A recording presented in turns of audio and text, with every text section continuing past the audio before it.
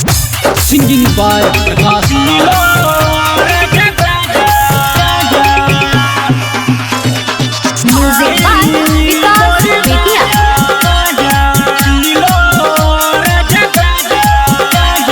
चाहते सावन कइले बाड़ तैयारी पटना से धल राजा कवनो सवारी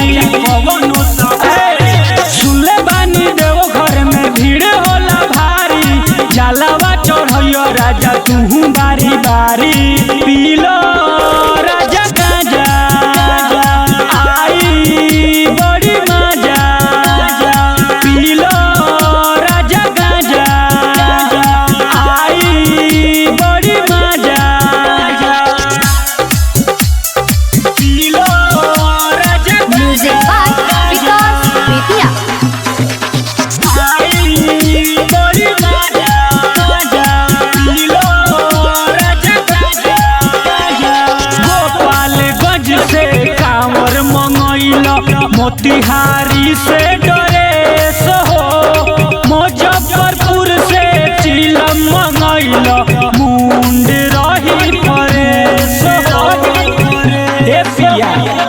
गोपालगंज से कांवर मंगइल मोतिहारी से डरेस हो मुजफ्फरपुर से चिलम मंगइल मुंड रही परेश हो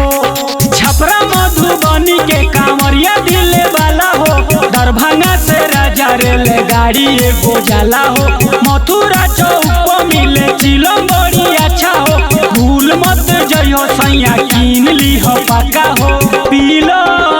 राजा गांजा आई बड़ी मजा पीलो राजा गांजा आई बड़ी मजा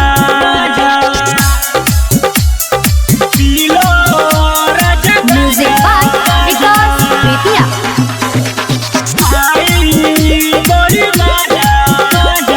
पीलो राजा बेटिया बगहा हो भोले बाबा के सुन लो बड़का दीवाना हो मिर्जापुर में नर नारी के लागल रहे आना जाना हो बेटिया बगहा हो भोले बाबा के सुन लो बड़का दीवाना हो मिर्जापुर में नर नारी के लागल रहे आना जाना हो